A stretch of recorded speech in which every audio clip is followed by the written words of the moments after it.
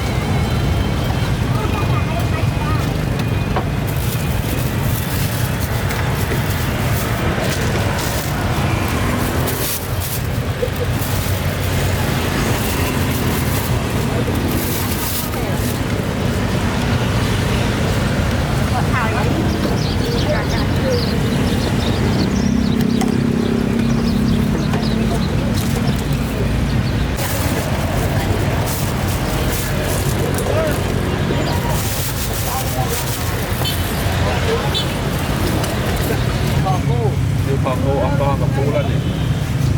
ông ta muốn thay cú con là cầm lá nhân đạo ấy, anh một.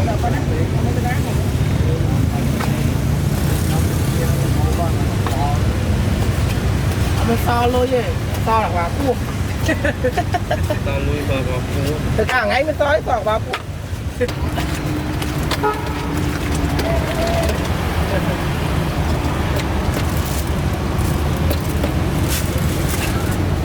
Vẽ lên từng ngon.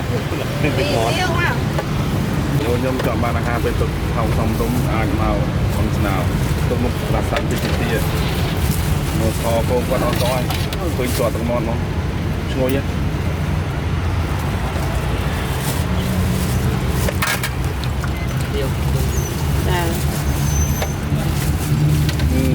Mười cái tên cái gì bên trong lại bằng tàu nữa.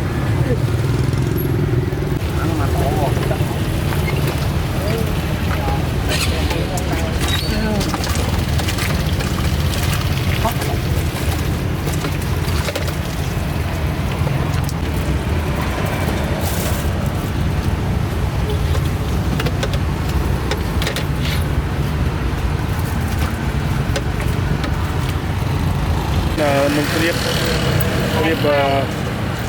tuần kịp đơn nguyên đó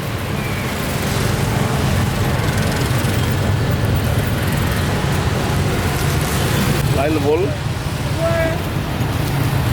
đây luôn tay tay cho tôi chân này mặt tiêu này mà sao ăn bố nè bây giờ chai thốn thế nào hết từ quay lên nó hay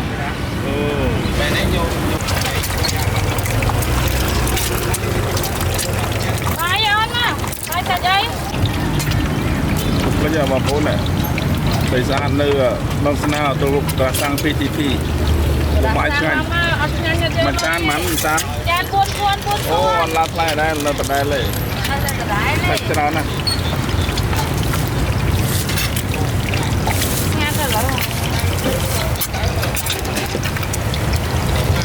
phải cho nó buôn cuốn nè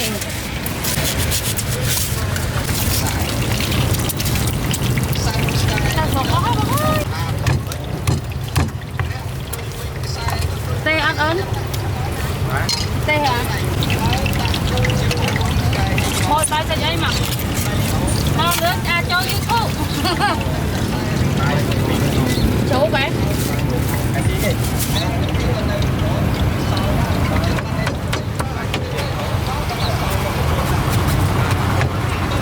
tê ăn ớn tê ớn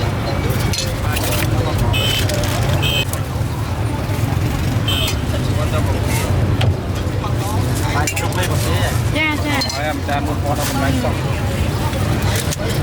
thôi đã giặt tay cái bố con của tập buôn con đấy mới nè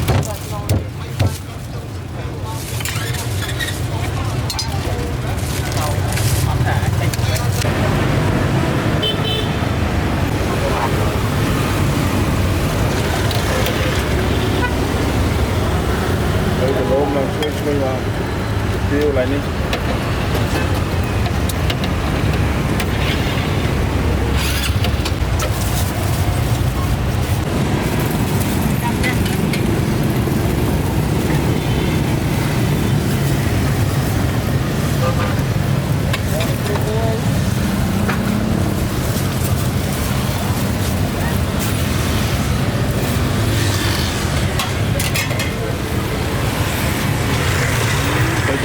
chuối á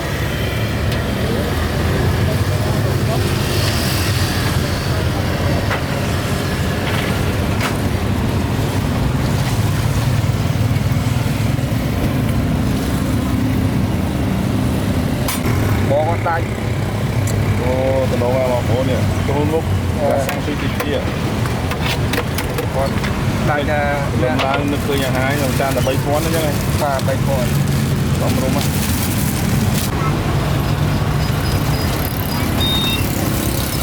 Đi rồi.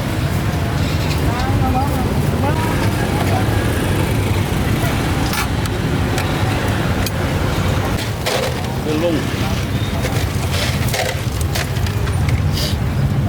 mà cay thum cho má nó bóng bay con ô xong rồi mà cay thum bay phón rồi này tâm có không đá đây phải tính đây cho nó ban có cay tao bay phón mà thum á em quay bạn có khi quân phải em mà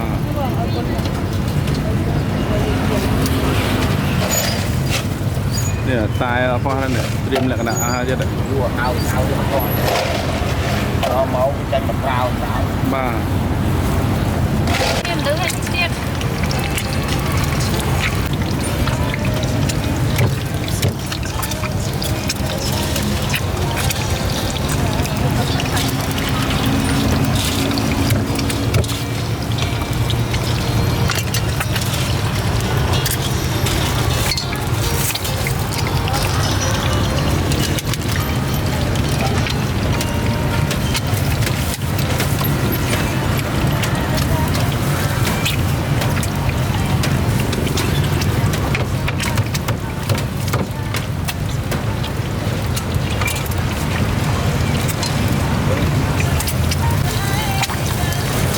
Mấy vậy?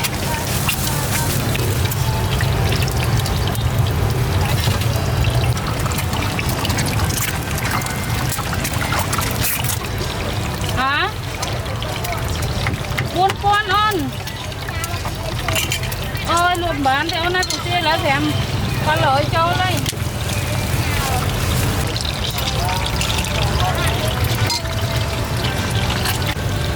Đó ba trăm sáu. Rồi ba. Ở đây này bên tập lan nha bông mua tên gì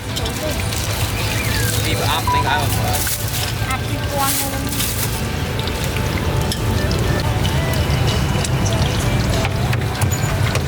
Đây ha, rốt đây.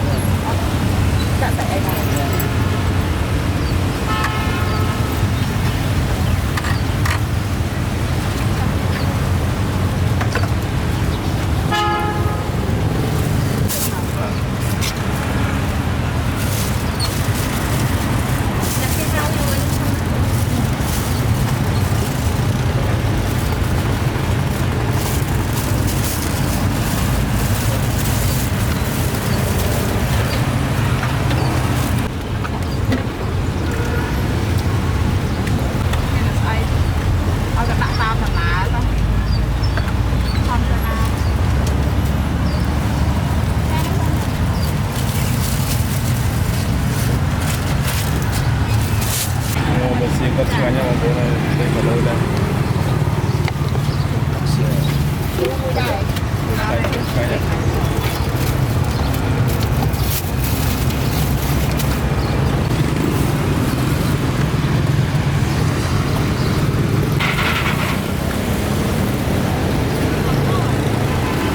lỗ này mà muốn này chơi con này lỗ lỗ nha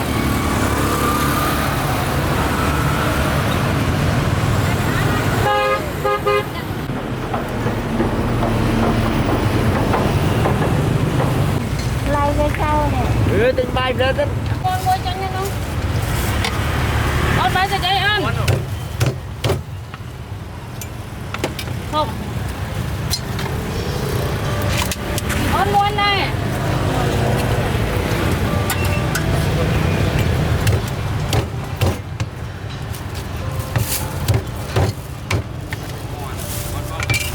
chụp mồi hay ôm tê hả ngon ngon ôm mai sẽ dây ôm tê ăn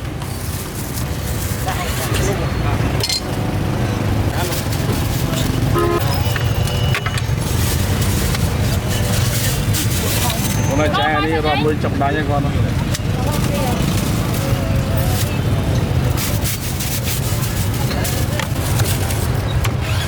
bông tê ăn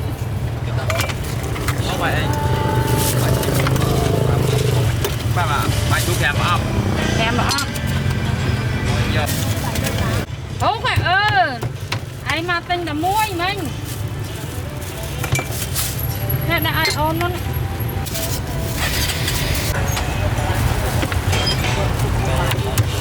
bánh muối này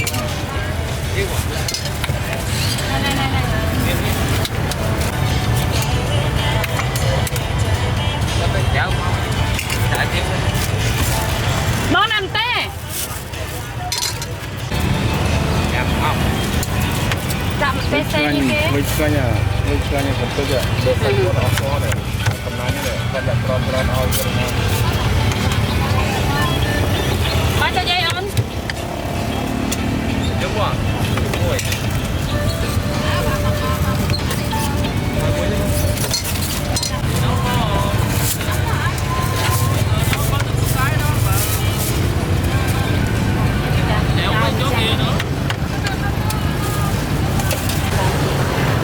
ai được hầm đấy ăn thắng ấy bao nhiêu hối nhưng mà ăn thắng này đưa đấy ba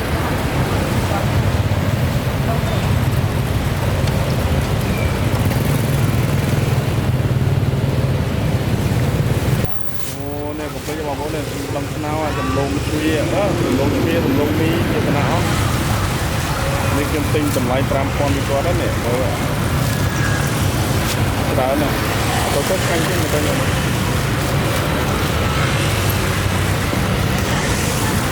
mình đã chậm một chút bó này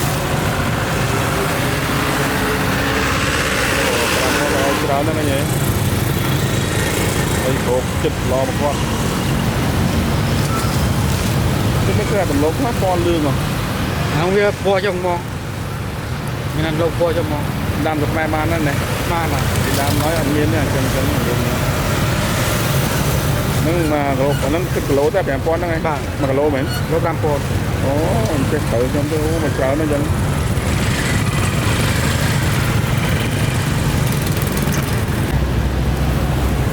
chấp nó lại phải bằng nào con đã xa làm này con nó đi ban vô này cho con chanh cái bố đó bố này còn nào chanh lại sống trong mồm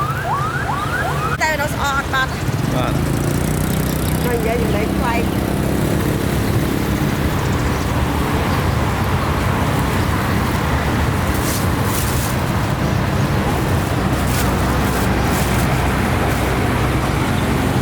này anh chờ nhiệt thế cả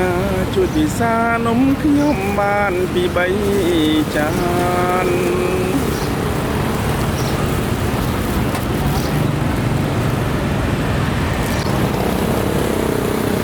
cho nên lộ bó tao làm vào đó ấy đúng một rạp sai tao lộ một là sang qua nhỉ đây cái chuột tay à ô cái chuột bán này đấy đó chơi của nó sau cái này chơi tập cái luôn nào nhá dạ thì nó cái nhưng mà ta bằng anh nữa này nó xong cái luôn mà không chốc ô là tiếp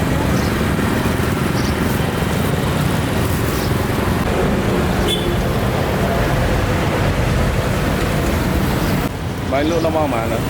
ăn tiên chúng ta con bay chúng ta mau dịch buồn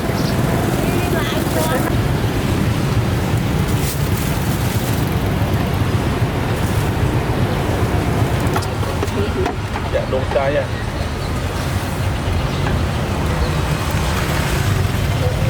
ô to hơn nhỉ xem tham gia khoai muối không Dạ.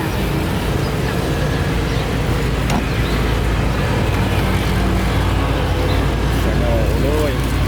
bịch bịch xiên á đấy nha cầm bò tận bên xiên em tên khang mà tới ca đây ô trái với con bên cục con một con đó đây tầm lái là cho nó muối mắc hai bàn lạp tiềm máu hay củ chua ma tiếp đây củ chua ma mà tao tiếp đấy mình không còn làm chân nó chứ đấy ôi quá không tinh muối này mình không mém chứ đấy Dạ. Ôi con. nồi ra mà trái có thể nhấc nồi ra ô quay xa nha cô ơi mà đã cho hai mà nó này bỏ vào cho nha Thật quá. mình chạm qua tiếp ra cái nhé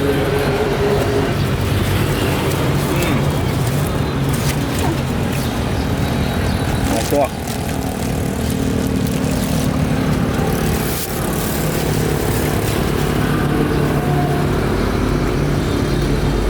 ô choáng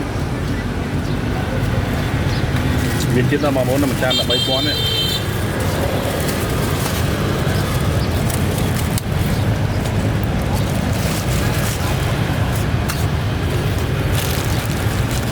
ngồi nha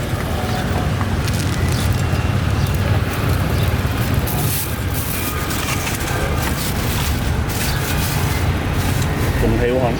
cùng bàn rồi ban mình